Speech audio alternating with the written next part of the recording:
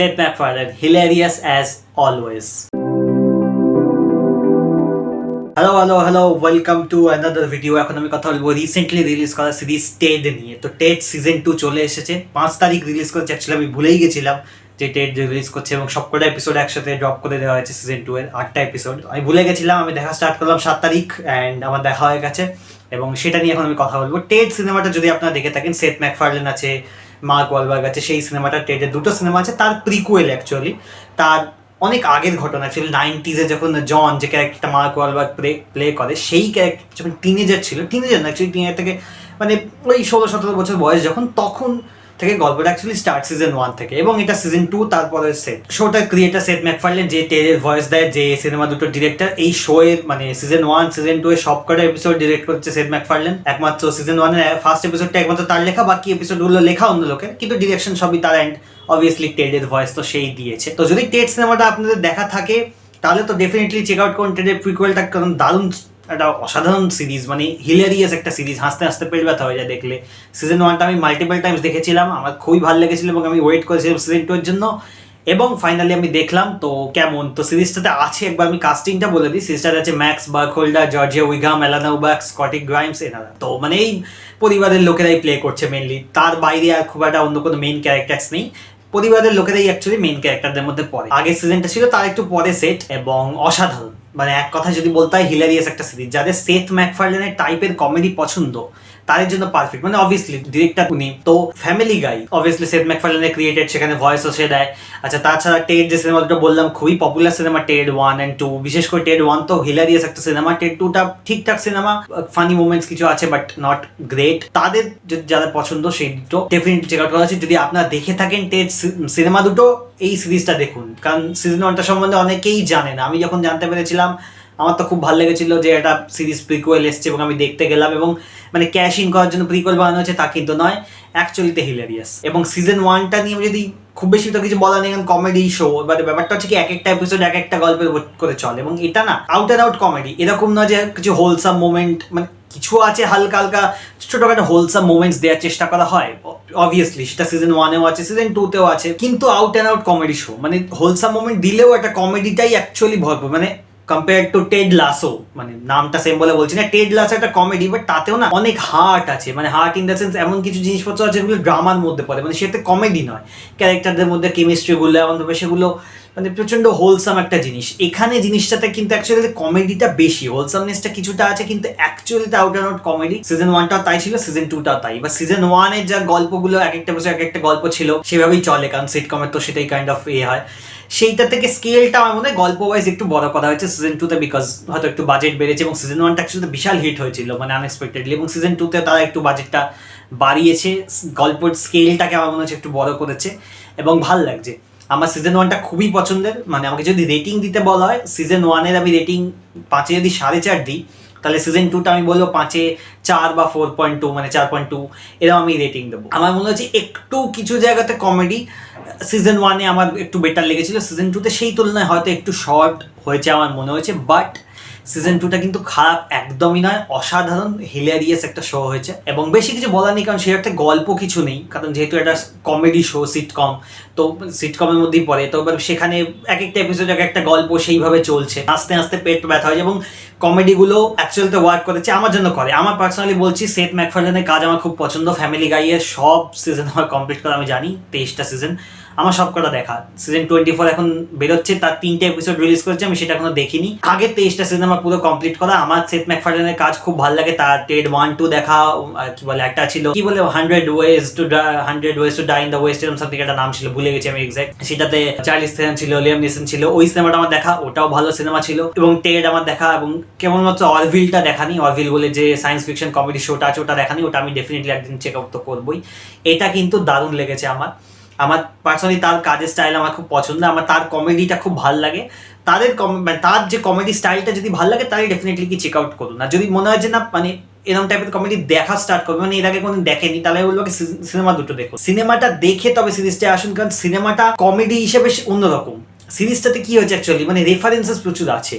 যেহেতু এটা 90s-এ সেট, 93 থেকে আই থিঙ্ক ফার্স্ট সিজনটা স্টার্ট হচ্ছে, এবং সেই late 90s, mid 90s, late 90s ওরকম টাইমে সেট। তো রেফারেন্সেস কিন্তু অনেক আছে এরকম ওখানকার হলিউডের সেলিব্রিটিস নিয়ে, যে রেফারেন্সগুলো অনেক সময় আমি বুঝতে পারি না সত্যি কথা বলতে গেলে।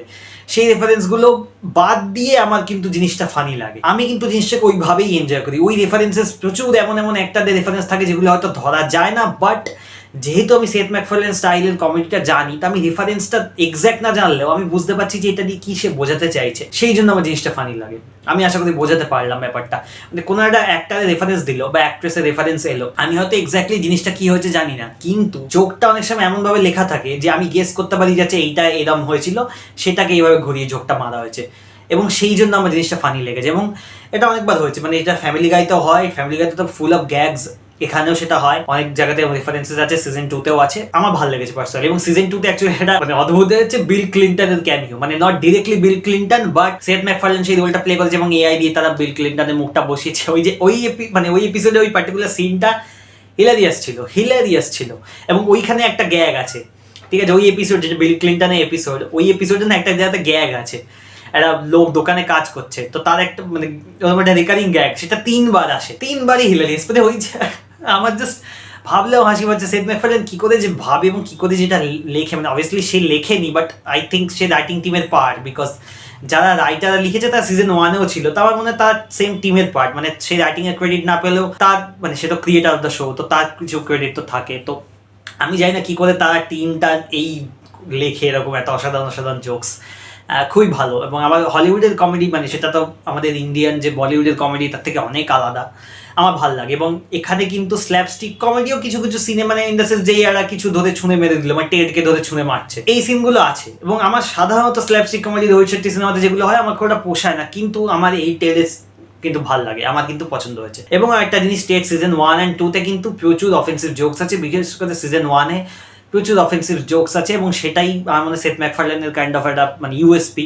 তার ফ্যামিলি গাইতে প্রচুর অফেন্সিভ জোকস থাকে, এখানেও প্রচুর আছে। তবে এমন নয় যে সেই জোকটা দেখে মানে আমরা সবসময় সেই জোকটাতে হাসছি, কখনো সেই জোকটায় হাসছি, কখনো যে লোকটা যে জোকটা মারছে তার ইগনোরেন্সটা দেখে আমরা হাসছি, যে এই লোকটা একটা বিগার্ড বা এই লোকটা ইগনোরেন্ট, তার ওই ইগনোরেন্সটা দেখে আমরা হাসছি। এবং এই যে ফ্যামিলিটা আছে, যে ফ্যামিলির সাথে তার মানে জন এবং টেডের কেমিস্ট্রি তো অসাধারণ, ঠিক আছে। এবং ফ্যামিলিটা যেভাবে দেখানো হয়েছে, ফ্যামিলিটাকে টাইম দেওয়া হয়েছে, তাদের ক্যারেক্টারগুলো ভাল লেগে যায়। এবং প্রতিটা ক্যারেক্টারে কিছু না কিছু ইউনিকনেস আছে। যে বাবাটা আছে সে একটু কাইন্ড অফ মানে হার্ড করে আমেরিকান টাইপের রেসিস্ট কাইন্ড অফ একটা ক্যারেক্টার, ঠিক আছে, ইগনোরেন্ট বিগার্ট একটা ক্যারেক্টার।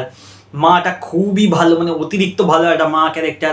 আর একটা দিদি আছে, নিজের দিদি নয়, কাজিন সিস্টার, সে থাকে বাড়িতে, সে আবার মানে একটু মডার্ন টাইপের, সে একটু কাইন্ড অফ মানে তুলনামূলক বাবাটার সাথে খালি মানে অন্যরকম, বাবাটার সাথে কিন্তু খালি ঝগড়া লাগে তার, যেহেতু বাবাটা একটা কাইন্ড অফ রেসিস্ট আর একটু মডার্ন চিন্তাধারা, মানে আজকের দিনে মডার্ন, যদিও সে সিস্টার 90s সেট, তো আজকের দিনের মতো চিন্তাধারা, তো ওই নিয়ে গাড়ি ঝামেলা লাগে। তো এই সবগুলো নিয়ে পুরো যে ফ্যামিলিটার মধ্যে যে কেমিস্ট্রিটা সেটা এত সুন্দর লাগে, মানে সুন্দর মানে এত হিলারিয়াসলি আসে ফুটে, আমার খুব ভালো লাগে দেখতে। আর বিশেষ করে জন আর টেডের কেমিস্ট্রি অসাধারণ। মার্ক ওয়ালবার্গের বাচ্চাবেলার রোলটা এই লোকটি করছে ম্যাক্স, তার কাস্টিংটা পারফেক্ট। মানে বাকি ক্যারেক্টারগুলো বাবা মা আর কাজিন এদেরকে আমরা দেখিনি সিনেমাতে, কিন্তু একে তো অবভিয়াসলি দেখেইছি ম্যাক্সকে, মানে ম্যাক্স যে রোলটা প্লে করছে জনকে, জন আর মানে যে মার্ক ওয়ালবার্গ আর এই দুজনের কাস্টিং অসাধারণ। মানে মার্ক ওয়ালবার্গ তো অরিজিনাল রোল, কিন্তু এইখানে যাকে কাস্টিং করা হচ্ছে তার কাস্টিং খুবই ভালো এবং পারফেক্টলি মানায়। এবং অনেক সময় অনেক গ্যাগস আছে যেগুলো হয়তো অনেকে খেয়াল করবে না, যেমন কথা সিজন 1-এও শেষে ছিল এবং সিজন 2-তেও আছে। এন্ড লাস্ট এপিসোডগুলোতে ন্যারেটার সে ন্যারেট করছে দিয়ে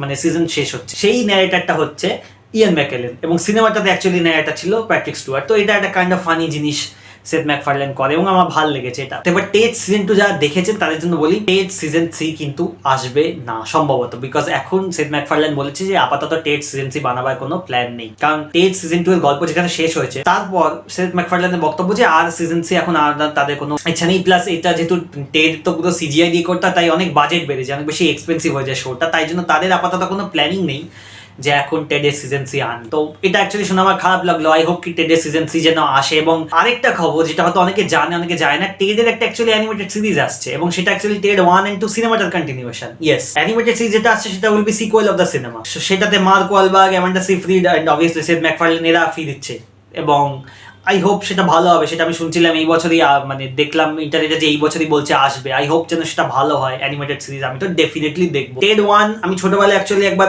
দেখতে গেছিলাম, মানে চালিয়েছিলাম, বাট ওই আমি তখন তো বুঝতে পারি না, কারণ পুরোই তো অ্যাডাল্ট জোকস। টেড হতে পারে একটা টেডি, বাট সিনেমাটা অ্যাডাল্ট, কারণ পুরোই জোকস অ্যাডাল্ট। এবং সেটা বলে রাখছি, টেড 1, 2 সিনেমা সিরিজ সব অ্যাডাল্ট, ঠিক আছে? তো এবার আমি যখন টেড চালিয়েছিলাম সিনেমাটা প্রথমবার, তখন ছোট ছিলাম, এবং টেডি লাস্টে যে টেডটা ছিঁড়ে যাচ্ছে, আমার ওটা মানে খারাপ লেগেছিল দেখে, আমি তা দেখিনি।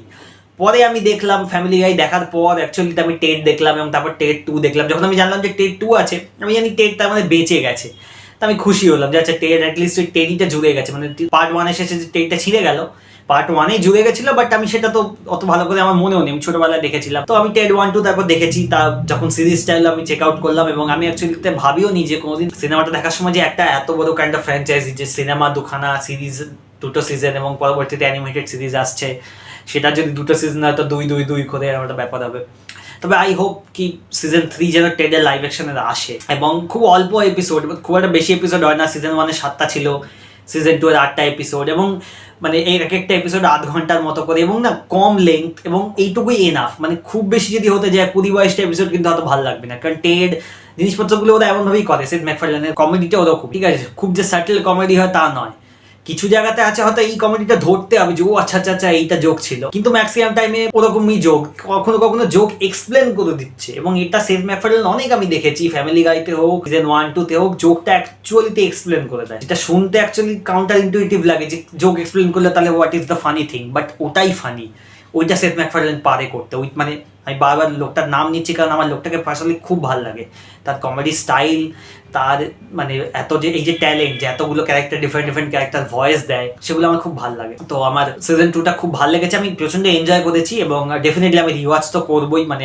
বারবার আমি রিওয়াচ করতে থাকি, যেমন অন্য সিটকম অফিস হোক বা ব্রুকলিন নাইন-নাইন, আমি বারবার রিওয়াচ করি, কমিউনিটি রিওয়াচ করতে থাকি। তেমনই টেড 1 আমি রিওয়াচ করেছি, টেড সিজন 2 ডেফিনেটলি রিওয়াচ তো করবোই, এবং আমার খুব ভালো লেগেছে। যদি সিজন 1 না দেখা থাকে, সিজন 2 তো অবশ্যই দেখা নেই, তাই বলবো চেক আউট করুন। যদি সিনেমা দুটো দেখা থাকে, সিরিজ দুটো ডেফিনেটলি কি চেক আউট করুন। তবে বলবো আগে সিনেমা দুটো দেখলে বেটার, বিকজ যেহেতু টাইম লাইন ওয়াইজ যদিও বা সিরিজ দুটো আগে রিলিজ আগে সিনেমা দুটো করেছে, আমি বলবো আগে সিনেমা দুটো দেখে আসুন।